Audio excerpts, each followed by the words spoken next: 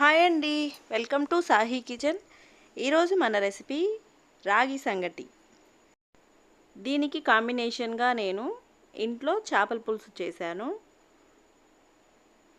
ఈ రెండిటి కాంబినేషన్ చాలా చాలా బాగుంటుంది. ఇప్పుడు ప్రాసెస్లోకి వెళ్దాము. ముందుగా ఒక గ్లాస్ బియ్యం తీసుకొని శుభ్రంగా కడిగి, మనం తీసుకున్న ఒక గ్లాసు బియ్యానికి 4 గ్లాసుల నీళ్లు వేసుకొని అన్నం మెత్తగా ఉడికించుకోవాలి.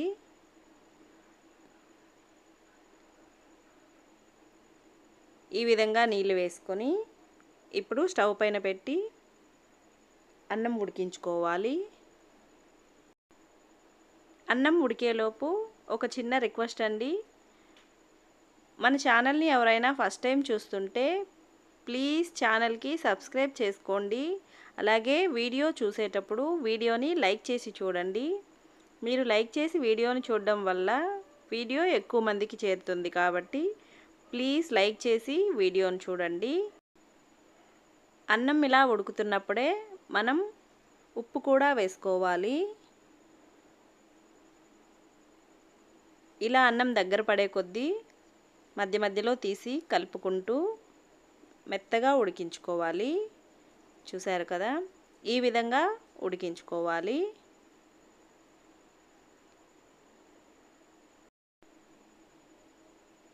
ఇప్పుడు మనం తీసుకున్న ఒక గ్లాస్ బియ్యానికి ఒక గ్లాస్ రాగి పిండి వేసుకోవాలి.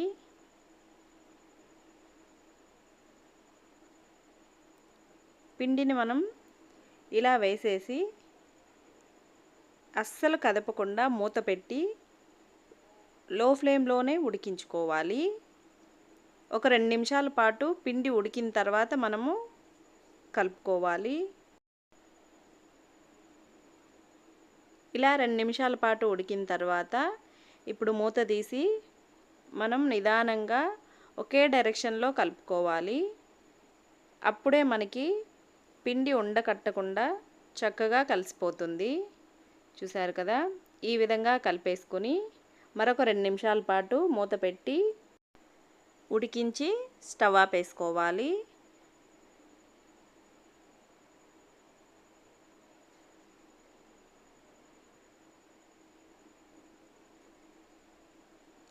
చూశారు కదా, ఈ విధంగా మనకి రెడీ అయిపోయింది. ఇప్పుడు సంగటి ముద్దని తయారు చేసుకుందాము.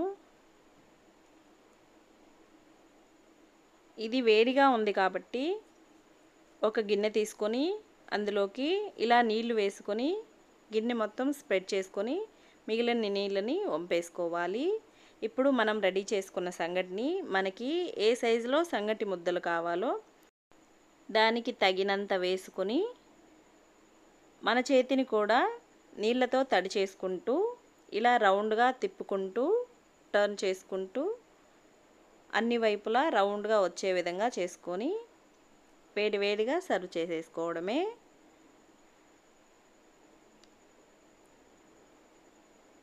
చూసారు కదా, చాలా చాలా సింపుల్గా సంగటి రెడీ అయిపోయింది.